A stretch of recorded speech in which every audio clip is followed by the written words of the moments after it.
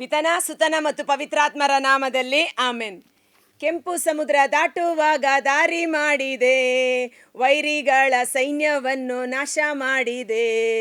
ಕೆಂಪು ಸಮುದ್ರ ದಾಟುವಾಗ ದಾರಿ ಮಾಡಿದೆ, ವೈರಿಗಳ ಸೈನ್ಯವನ್ನು ನಾಶ ಮಾಡಿದೆ. ಅರಣ್ಯದಿ ನಿನ್ನ ಕರೆದಾಗ ದೇವ ಮನ್ನವ ನೀಡಿದೆ. ಅರಣ್ಯದಿ ನಿನ್ನ ಕರೆದಾಗ ದೇವ ಮನ್ನವ ನೀಡಿದೆ. ಸ್ತುತಿಪೇನ ಸ್ತುತಿಪೇ ನೀವು ನನ್ನೊಂದಿಗಿರುವಿರಲ್ಲ. ಸ್ತುತಿಪೇನ ಸ್ತುತಿಪೇ ನೀವು ನಮ್ಮೊಂದಿಗಿರುವಿರಲ್ಲ. ದೇವ ನಾ ನಿಮ್ಮನ್ನೇ ಸ್ತುತಿಸುವೆನು, ರಾಜ ನಾ ನಿಮ್ಮನ್ನೇ ಸ್ತುತಿಸುವೆನು. ದೇವ ನಾ ನಿಮ್ಮನ್ನೇ ಸ್ತುತಿಸುವೆನು, ರಾಜ ನಾ ನಿಮ್ಮನ್ನೇ ಸ್ತುತಿಸುವೆನು. ಸ್ತುತಿಪೇನ ಸ್ತುತಿಪೇ ನೀವು ನಮ್ಮೊಂದಿಗಿರುವಿರಲ್ಲ. Price the lord. ಈ ದಿನದ ಮುಂಜಾನೆಯ ಜೀವಸ್ವರ ಕೀರ್ತನೆಗಳು 77 ವಚನ 19-20. ಸಾಗರವನ್ನೇ ನೀ ತುಳಿದು ನಡೆದೆ, ಮಹಾಸಾಗರವನ್ನೇ ನೀ ದಾಟಿದೆ, ಹೆಜ್ಜೆಯ ಗುರುತನ್ನು ಸಹ ಕಾಣಬಿಡದೆ. ಕುರುಬನು ತನ್ನ ಕುರಿಮಂದೆಯನ್ನು ಕರೆದೊಯ್ಯುವಂತೆ ಮೋಶೆ ಆರೋನರಿಂದ ನಿನ್ನ ಪ್ರಜೆಗಳನ್ನು ನಡೆಸಿದೆ. ಅದ್ಭುತ, ಮಹಾ ಅದ್ಭುತ.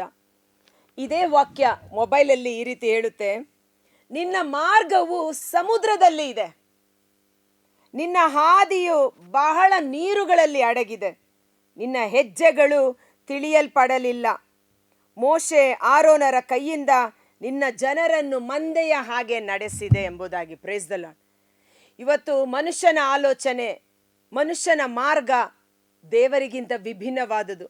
ಅದಕ್ಕಾಗಿ ಪ್ರವಾದಿ ಯೆಶಾಯ ಹೇಳುತ್ತಾನೆ, ನನ್ನ ಆಲೋಚನೆ ನಿಮ್ಮ ಆಲೋಚನೆ ಅಂತಲ್ಲ, ನನ್ನ ಮಾರ್ಗಗಳು ನಿಮ್ಮ ಮಾರ್ಗಗಳಂತಲ್ಲ. ದೇವರ ಮಾರ್ಗ ಉತ್ತಮವಾದುದು, ಉನ್ನತವಾದುದು, ಮನುಷ್ಯನ ಗ್ರಹಿಕೆಗೂ ಎಟುಕಲಾರದಂಥ ಅದ್ಭುತಕರವಾದ ಮಾರ್ಗ. ಅದು ದೈವಿಕ ಮಾರ್ಗ. ನೋಡಿ, ಸಮುದ್ರದಲ್ಲಿ ಒಂದು ಮಾರ್ಗವನ್ನು ದೇವರು ಸಿದ್ಧ ಮಾಡಿಟ್ಟಿದ್ದರು. ಅದು ಯಾರ ಕಣ್ಣಿಗೂ ಬಿದ್ದಿರಲಿಲ್ಲ, ಅದು ಯಾರಿಗೂ ಇದುವರೆಗೆ ಗೋಚರವಾಗಿರಲಿಲ್ಲ. Praise the Lord. ಹಾಲೆಲೂಯಾ.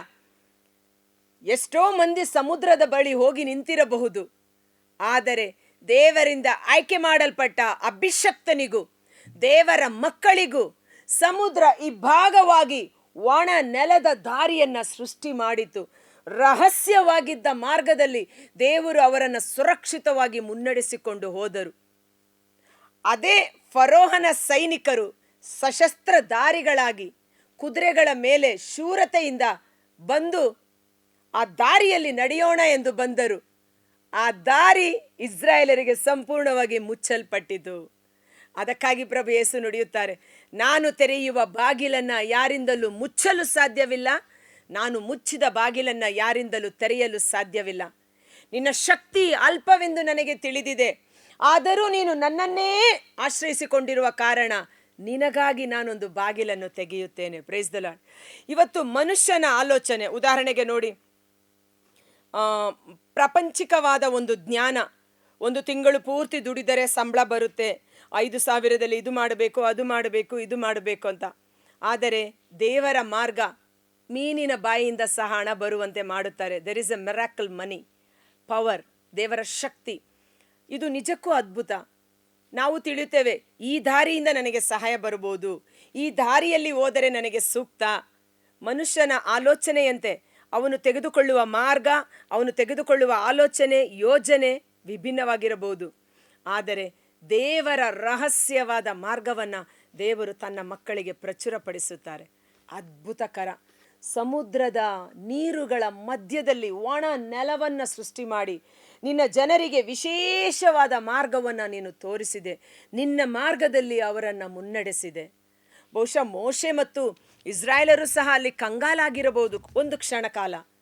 ಕಾರಣ, ಮರುಭೂಮಿಯಲ್ಲಿ ನಡೆದುಕೊಂಡು ಬಂದಿದ್ದೇವೆ, ಬೆಟ್ಟ ಗುಡ್ಡಗಳು ಆವರಿಸಿಕೊಂಡಿವೆ, ಎದುರುಗಡೆ ಸಮುದ್ರ ಇದೆ, ಮಾರ್ಗವೇ ಇಲ್ಲ.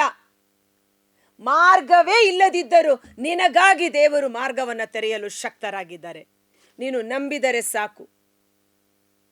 ಇದು ಸಾಧ್ಯವೇ ಇಲ್ಲ. ಈ ರೋಗ ಗುಣ ಹೊಂದಲು ಸಾಧ್ಯವೇ ಇಲ್ಲ. ನೀನು ತಿಳ್ಕೊಂಡಿರ್ಬೋದು, ಕೀಮಿಯೋಥೆರಪಿ ಹೋಗಬೇಕು, ಮೆಡಿಸಿನ್ ತಗೋಬೇಕು, ಇದೆಲ್ಲ ಮಾಡಿದ್ರೆ ನನ್ನ ರೋಗ ಗುಣ ಆಗಬಹುದು ಎಂದು. ಆದರೆ ದೇವರ ಮಾರ್ಗ, ದೇವರ ಯೋಜನೆ ವಿಭಿನ್ನಕರವಾದುದು. ನನ್ನ ಬಾಸುಂಡೆಗಳಿಂದ ನೀನು ಗುಣ ಹೊಂದಿದೆ. ಆತನ ಗಾಯ ನಮ್ಮನ್ನು ಸಂಪೂರ್ಣವಾಗಿ ಸ್ವಸ್ಥಪಡಿಸಲು ಶಕ್ತಿಯುಳ್ಳದಾಗಿದೆ. ಸೊ ಇವತ್ತು ಮನುಷ್ಯನ ಆಲೋಚನೆಗಿಂತ, ಮನುಷ್ಯನ ಗ್ರಹಿಕೆಗಿಂತ ದೇವರ ಶಕ್ತಿ, ದೇವರ ಆಲೋಚನೆ, ದೇವರ ಮಾರ್ಗ ವಿಭಿನ್ನವಾದುದು. ಅದಕ್ಕಾಗಿ ಪ್ರವಾದಿ ಯೆಶಾಯನ ಗ್ರಂಥದಲ್ಲಿ ನಾವು ನೋಡುತ್ತೇವೆ, ದೇವಾ ನಿನ್ನ ಮಾರ್ಗವನ್ನು ನನಗೆ ತೋರಿಸು. ಅದ್ಭುತಕರವಾದ ಪ್ರಾರ್ಥನೆ. ಮುಂಜಾನೆ ಎದ್ದು ನಾವು ಮಾಡಬೇಕಾದ ಪ್ರಾರ್ಥನೆ, ದೇವಾ ಈ ದಿನ ನಾನು ನಡೆಯಬೇಕಾದ ಮಾರ್ಗವನ್ನು ನನಗೆ ತೋರಿಸು. ನಾನು ನಡೆಯಬೇಕಾದ ಮಾರ್ಗದಲ್ಲಿ ನನ್ನ ಕೈ ಹಿಡಿದು ಮುನ್ನಡೆಸು. ದೇವರ ಮಾರ್ಗ ನಿಮ್ಮನ್ನು ಸುರಕ್ಷಿತವಾಗಿ ಕೊಂಡೊಯ್ಯಬಲ್ಲದು. ದೇವರ ಮಾರ್ಗ ನಿಮ್ಮನ್ನು ಶತ್ರುಗಳ ಹಿಡಿತದಿಂದ ಕಾಪಾಡಬಲ್ಲದು. ನಿಮ್ಮ ಕಣ್ಮುಂದೆ ನೀವು ಶತ್ರುಗಳ ನಾಶನವನ್ನು ನೋಡುವಿರಿ, ಭಯಪಡಬೇಡಿರಿ. ಕರ್ತರಾದ ಯೇಸುವೇ, ಮುಂಜಾನೆ ವೇಳೆ ಜೀವಸ್ವರವನ್ನು ಆಲಿಸುತ್ತಿರುವ ಪ್ರತಿಯೊಬ್ಬ ಸಹೋದರ ಸಹೋದರಿ ನಿಮ್ಮ ಕರಗಳಿಗೆ ಸಮರ್ಪಿಸುತ್ತೇನೆ. ಪ್ರವಾದಿ ಯೆಶಾಯನ ಗ್ರಂಥ 48ನೇ ಅಧ್ಯಾಯ ವಚನ 17ರಲ್ಲಿ, ನಿನಗೆ ಕ್ಷೇಮಕರವಾದ ಮಾರ್ಗವನ್ನು ಬೋಧನೆ ಮಾಡುವ ದೇವರು ನಾನು ಬರೀ ಬೋಧನೆ ಮಾಡುವ ದೇವರು ಮಾತ್ರವಲ್ಲ, ನಾನು ಬೋಧನೆ ಮಾಡಿದ ಹಾದಿಯಲ್ಲಿ ನಿನ್ನ ಕೈ ಹಿಡಿದು ನಿನಗಿಂತ ಮುಂಬಲವಾಗಿ ಹೊರಟು ನಿನ್ನನ್ನು ಸುಕ್ಷೇಮಕರವಾದ ಹಾದಿಯಲ್ಲಿ ಮುನ್ನಡೆಸುವ ದೇವರು ನಾನಾಗಿದ್ದೇನೆ ಎಂದು ನುಡಿದಿದ್ದೀರಿ. ಇಗೋ, ಶತ್ರು ರಹಿತ ಮಾರ್ಗದಲ್ಲಿ ನಮ್ಮನ್ನು ಮುನ್ನಡೆಸಿರಿ. ಸಮತಟ್ಟಾದ ಹಾದಿಯಲ್ಲಿ ನಮ್ಮನ್ನು ಮುನ್ನಡೆಸಿರಿ. ನಮ್ಮ ಕಾಲುಗಳು ಪಾಪದಲ್ಲಿ ಜಾರಿ ಹೋಗದಂತೆ, ಪಾಪದ ಸ್ಥಳಗಳಿಗೆ ಹೋಗದಂತೆ ನಮ್ಮ ಕಾಲುಗಳನ್ನು ನೀವು ಸೆರೆ ಹಿಡಿದು ಸತ್ಯದ ಸನ್ಮಾರ್ಗದಲ್ಲಿ ನಮ್ಮನ್ನು ಮುನ್ನಡೆಸಿರಿ.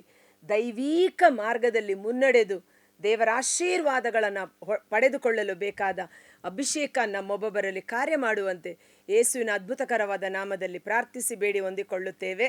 ಆಮೆನ್.